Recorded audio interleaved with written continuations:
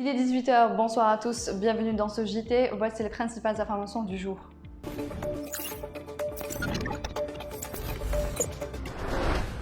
La valeur des exportations algériennes hors hydrocarbures a augmenté lors des 8 premiers mois de 2021, avoisinant les 3 milliards de dollars, soit 118%, a indiqué ce lundi le ministère du Commerce dans un bilan. Parmi les produits les plus importants exportés hors du secteur des hydrocarbures figurent les engrais minéraux et chimiques azotés. La valeur des exportations de fer et d'acier s'est élevée à près de 600 millions de dollars. Quant aux produits chimiques inorganiques, ils ont également enregistré une augmentation significative. Par ailleurs, les exportations des produits alimentaires à base de sucre ainsi que le miel ont augmenté de 66%. Le volume des articles manufacturés exportés a augmenté quant à lui à un taux de 6,54% selon les détails du communiqué du ministère du Commerce. Le Premier ministre, ministre des Finances Ayman Ben Abdelrahman, a indiqué ce lundi à Alger que le gouvernement s'emploiera à consolider les piliers de la reprise économique via une réforme globale et la modernisation du système bancaire et financier à travers plusieurs mesures, dont la densification du réseau des banques et des assurances avec l'ouverture de 30 nouvelles agences bancaires tous les ans. Les mesures que le gouvernement œuvrera à concrétiser dans ce cadre englobent la mise à disposition de plus de 16 millions de cartes entre réseau d'Algérie Post et réseau bancaire, tout en assurant plus de 8000 distributeurs automatiques de billets, outre l'équipement d'1 million de commerçants en terminaux de paiement électronique à l'horizon de 2024.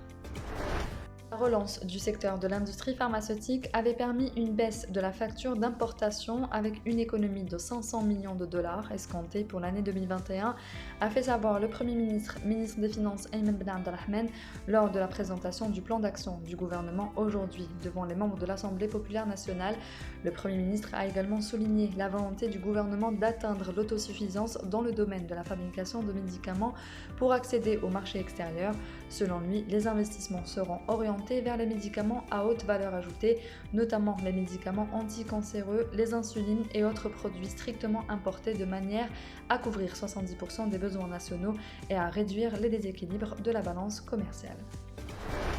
24 feux de forêt ont été déplorés les dernières 48 heures à Béjaïa, brûlant diverses essences végétales dans des vergers d'oliviers sans faire de victimes, a annoncé ce lundi la direction de Wilaya de la protection civile. Ces feux se sont localisés à l'ouest, notamment dans le massif d'Adekal, précisément dans la zone de Tifla, où plus de 8 hectares de végétation ont été détruits, et au sud, précisément dans la région d'Edissa, relevant de la circonscription de Bni Marouche, a-t-on précisé, soulignant qu'en début d'après-midi, les foyers restés toujours en ignition sans toutefois menacer les habitations.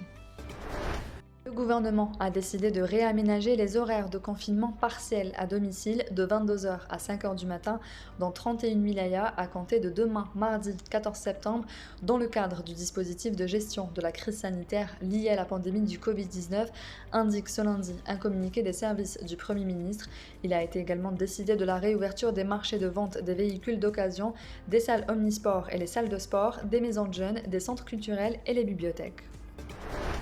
Les avocats de la direction de la JS Kabylie, conduite par Cherif Mellal, exigent une décision de justice pour libérer les bureaux du club suite à son interpellation ce lundi par la nouvelle direction du club désignée lors d'une assemblée générale tenue en mars dernier. Cherif Mellal a exigé une décision exécutive de la justice et refuse de reconnaître les documents, nouveau registre de commerce et décision d'annulation de l'ancien registre présentés par Yalishen et ses partisans qui se sont déplacés au siège du club après une conférence de presse dans la matinée. Yazid Yalishen, nommé nouveau président du conseil d'administration lors de l'Assemblée générale, a soutenu qu'il représente la direction légitime et légale.